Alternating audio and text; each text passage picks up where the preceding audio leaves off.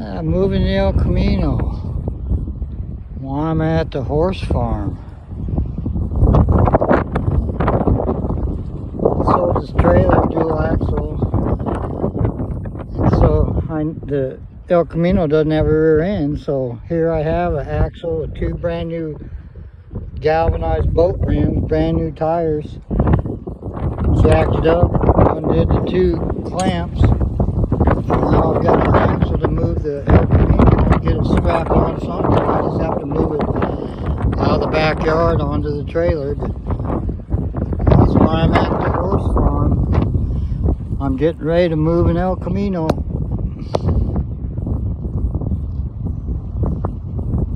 It's windy today.